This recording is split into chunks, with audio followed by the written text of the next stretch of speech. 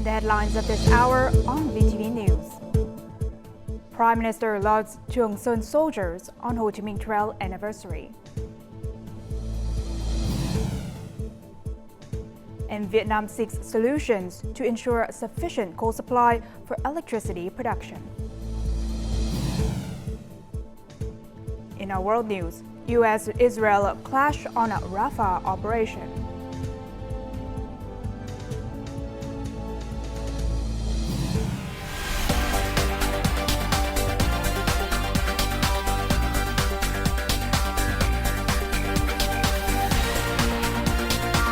Broadcasting from Hanoi, the capital of Vietnam.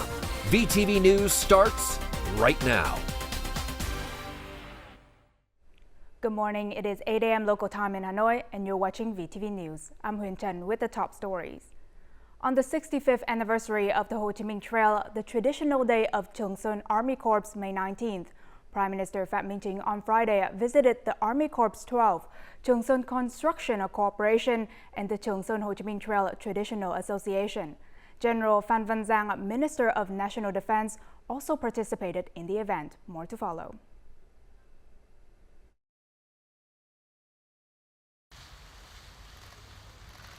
Founded in 1959, Corps 559, formerly Army Corps 12, Trường Sơn Construction Corporation, overcame great challenges to contribute to the national reunification on April 30, 1975.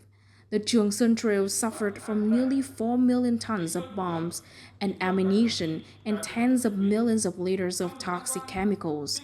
In his speech, Prime Minister Phạm Minh Chính thanked generations of Trường Sơn soldiers for their sacrifices and dedication to the legendary Trường Sơn feats.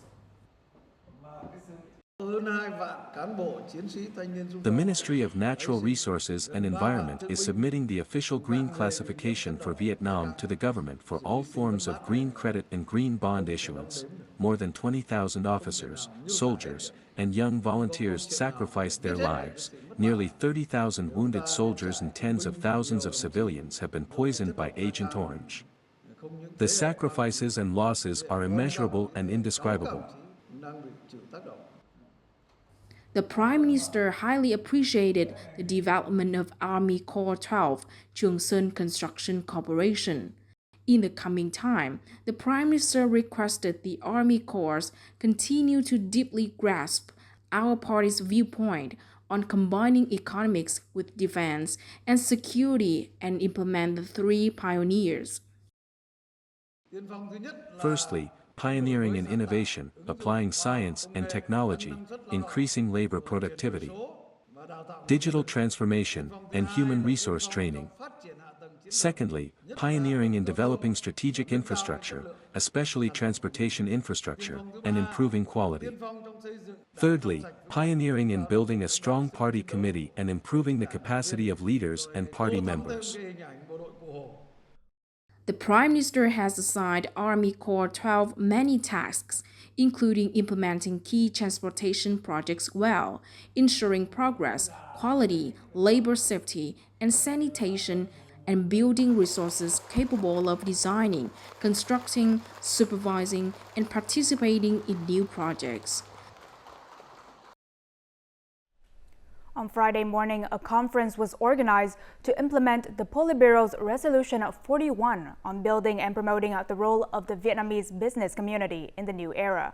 Speaking at the conference, Chairman of the Commission for Information and Education, Nguyễn Trọng Nghĩa, requested related departments, agencies, and localities to create favorable policies and develop a legal framework to promote a fair, safe, and sustainable business environment in Vietnam, thereby helping entrepreneurs to thrive.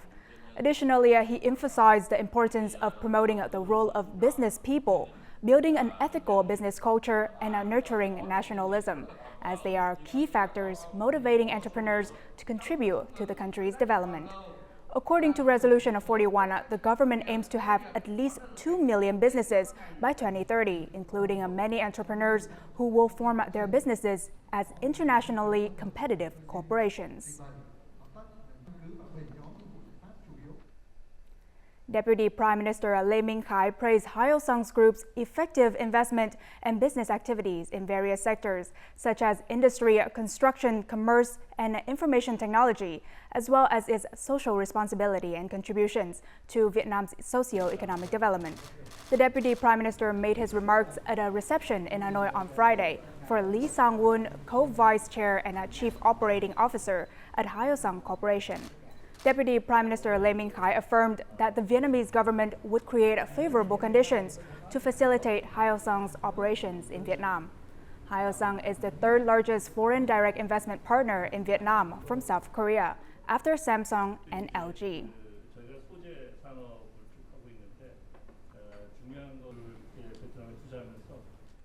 Vietnam currently has 33 coal-fired power plants, contributing nearly half of the country's electricity supply.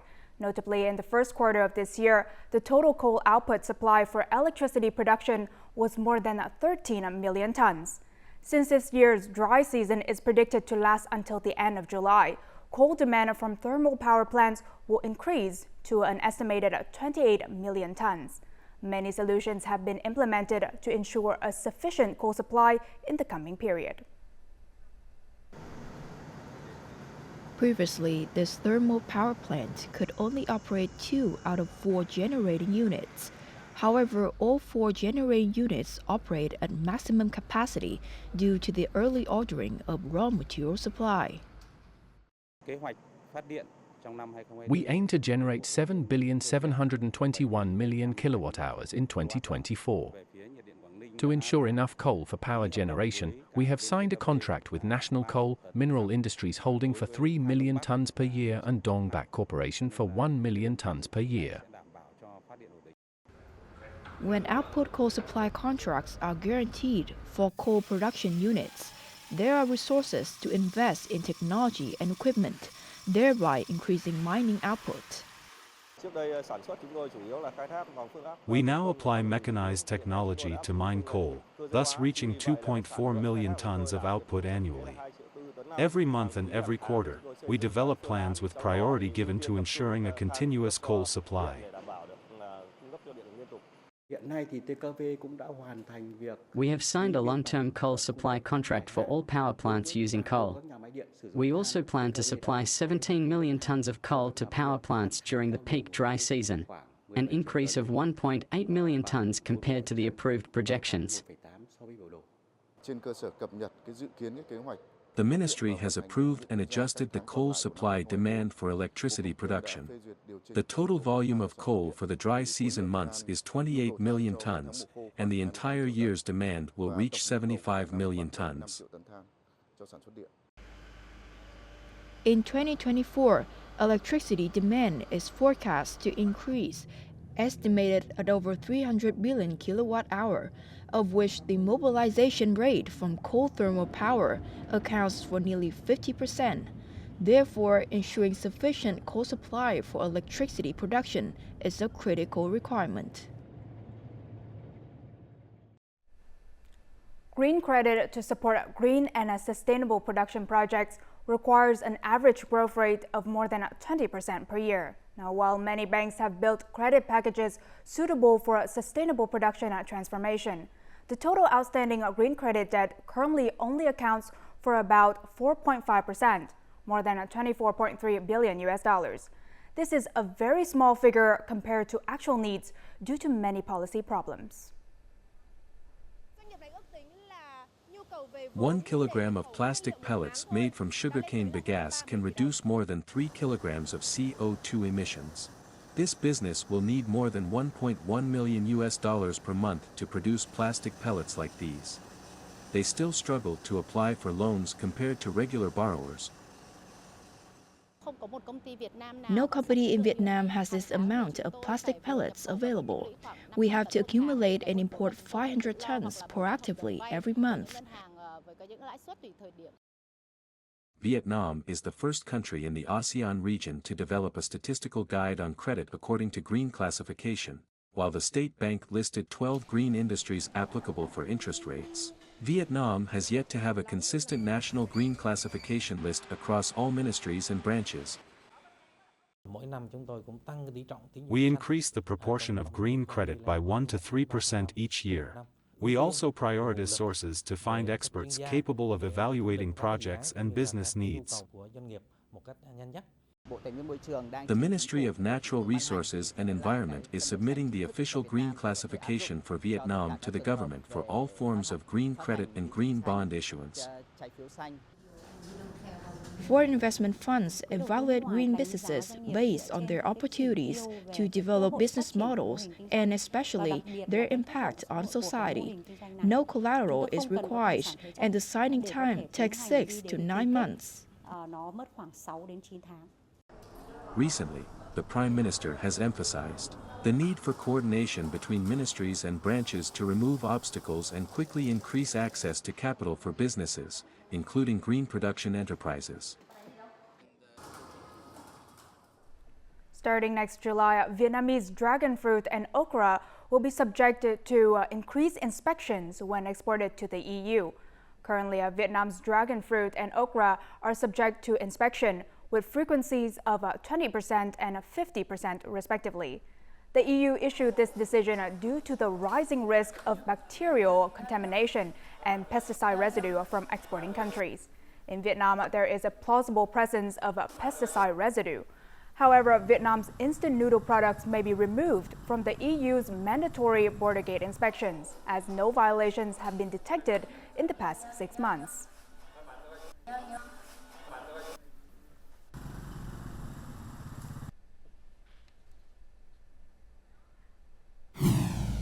Coming up next on VTV News. Bình Thuận faces high risk of forest fires.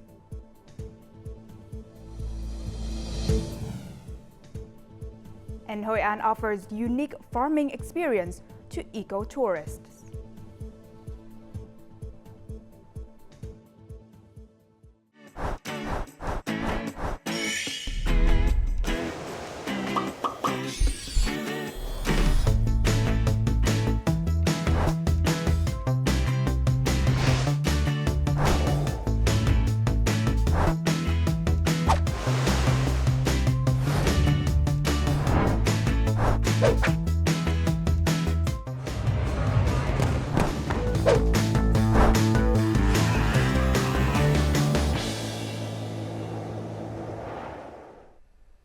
Now moving on to other important updates, natural disasters are expected to be more unpredictable and intense this year, requiring more concerted efforts to proactively address their consequences.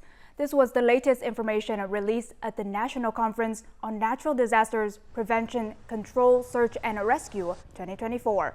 Now, accordingly, from now until the end of the year, the transition from El Nino to La Nina will create unusual occurrences of natural disasters, which have already shown signs since the beginning of the year. Deputy Prime Minister Trần Lưu Quang, who chaired the conference, requested that ministries and localities prepare early to bolster forces and equipment for natural disasters prevention, as well as search and rescue efforts. The soon-to-be effective civil defense law is expected to enhance the effectiveness of natural disasters prevention and control work.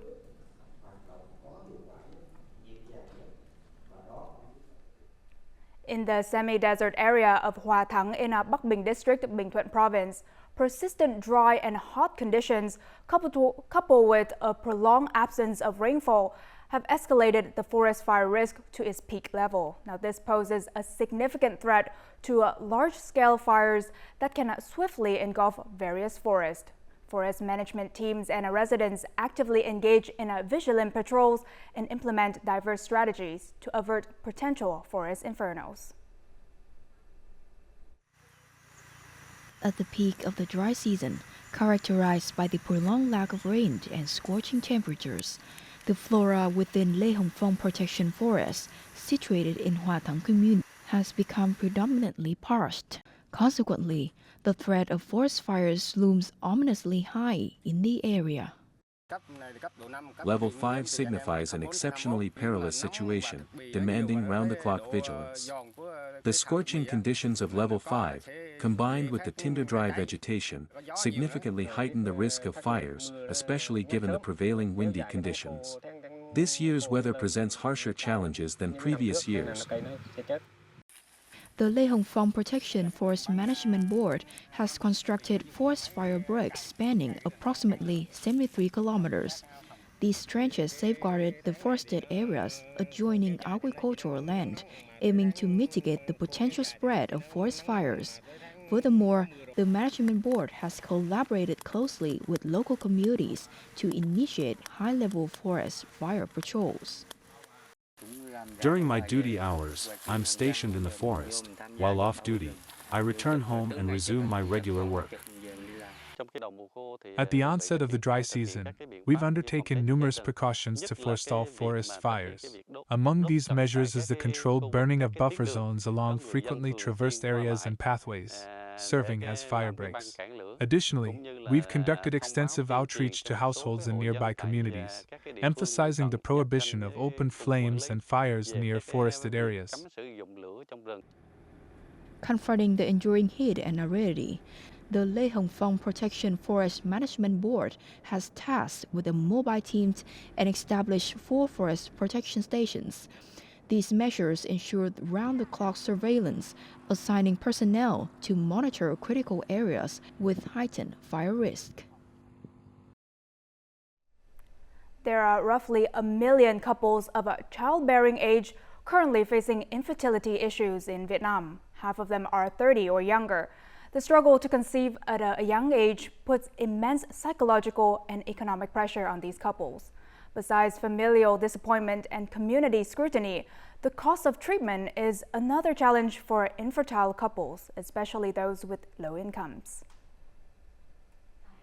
The journey to conceive for infertile couples is fraught with many challenges. In addition to emotional pressure, many couples must also bear the burdens of expenses. They carry a heavy mental burden on families, relatives, and even the personnel pressure of wanting a child but not knowing how to have one. This woman has undergone 2 failed embryo transfers. Her low income could not cover the cost of the services. Every month we have to pay for rent and only set aside for some food. We eat at work and stop eating at home to save money for checkups. Infertility is not recognized as a disease, so assisted reproductive techniques are not covered by health insurance. Each treatment can cost anywhere from tens of millions to hundreds of millions of Vietnam dong. We have to sell all the cattle we have. It may still not be enough for treatment. In 2022, Luck smiled upon Ya as her family was one of 10 to receive a free package for in vitro fertilization and support for hospital examination fees. Now they have healthy twin boys. Many patients have to abandon their treatment process due to a lack of funds. The Golden Week now extends to 2 weeks, assisting many infertile couples. Special cases wouldn't have the means to try and conceive a child without this support package.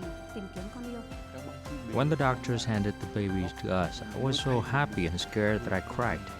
It was my first time being a father.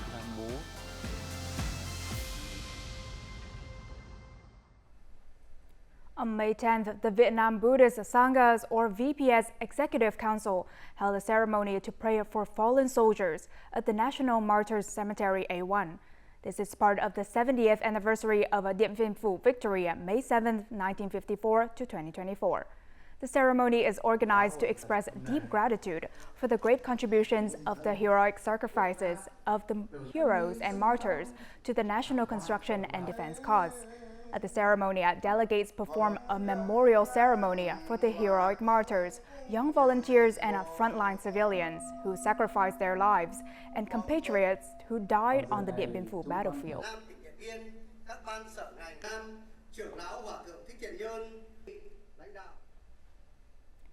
Long known for its centuries-old ancient town, Hoi An City in central Vietnam has gained popularity among foreign tourists for its eco-tours that guarantee hands-on experience of the agricultural lifestyle of rural Vietnam. Agri-tourism has brought economic benefits, improved livelihoods, and contributed to the sustainable development of local communities.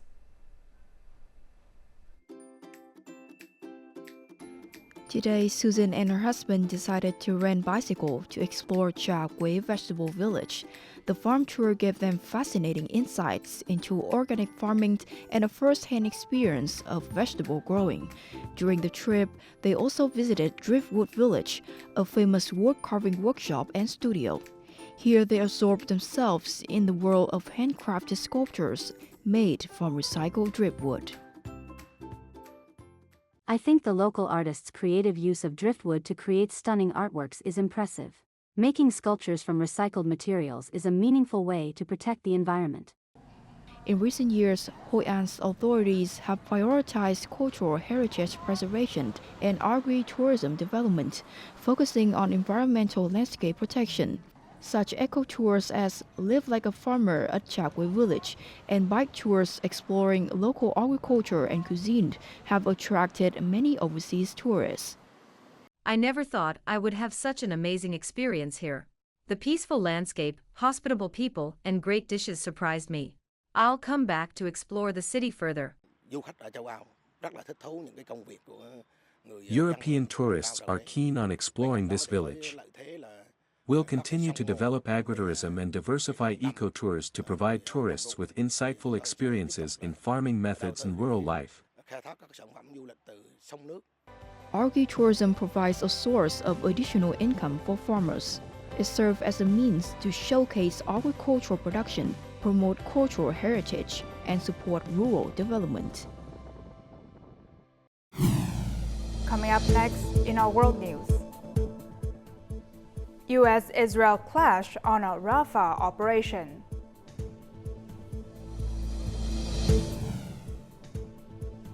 And China-Philippines tensions heat up.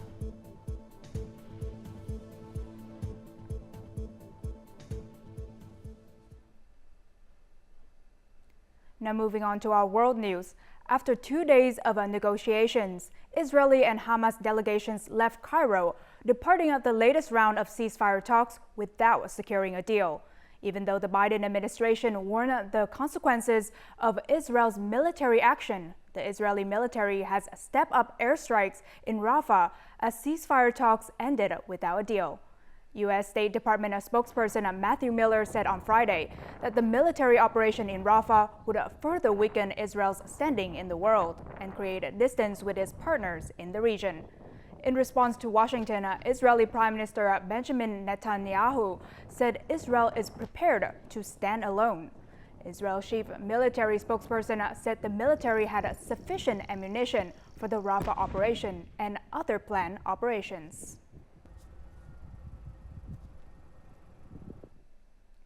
The Philippines and China's diplomatic relations become tenser as Philippine National Security Advisor Eduardo Ano called for Chinese diplomats to be expelled on Friday. Chinese Foreign Ministry spokesperson Lin Jian voiced strong opposition to the Philippines' move. Speaking at a press conference in Beijing, the Chinese Foreign Ministry spokesperson demanded that the Philippines cease being provocative and allow Chinese diplomats to perform their duties normally. The Philippines National Security Council called for Chinese diplomats to be expelled from the country for what it called a malicious disinformation campaign that had breached local laws and diplomatic protocols.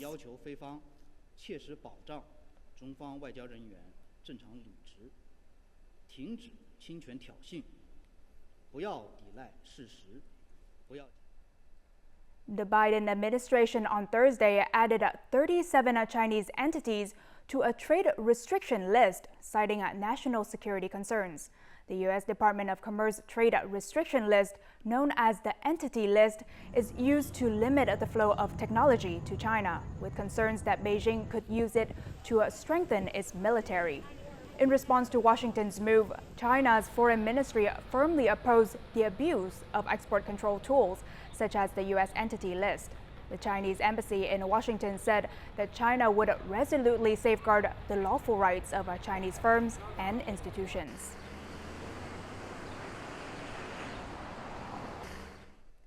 The 60th edition of Venice International Art Biennale kicked off with the theme Foreigners Everywhere, an exploration of the different realities of migration in an exhibition curated by Brazilian Adriano Pedrosa. Shows from 86 national pavilions reflect a meeting between art and activism and touch on issues involving colonialism and the marginalization of indigenous people. Portugal's entry greenhouse was curated by 3 women of African descent for the first time. They recreated a Creole garden which, historically, was a plot given to and cultivated by enslaved people in order to sustain themselves. The concept of the Creole garden that refers to the plots tended by enslaved peoples. It is very important to how we see the contemporary challenges of today, such as climate change, structural racism, and many other political challenges, because the Creole garden, rather than being a monoculture, as the plantations were, it is a form of cultivation that looks at that brings together multiple species protecting each other, and thinks of diversity in terms of cultivation. It is very important to talk about colonialism in Venice because it is a place that has a strong colonial legacy that is not very much talked about. One of the most talked about shows during the opening week was Tesfaye Ergessa's Prejudice and Belonging. Ergessa's paintings use Ethiopian iconography and traditional figurative art and explore race and identity. For a long time, Ethiopia, even though we have like very vibrant artistic movement inside the country, it's never been outside. So this is like a huge problem for the artist community as well as for the country itself. And every promotion, everything that artists do outside of the country brings the attention, the lights to the country. The 60th Biennale's theme is all about cultural diversity and celebrating the global South at Europe's most prestigious art event. The Venice Biennale takes place across the Lagoon City from April 20th to November 24th. Now let's move on to the weather forecast.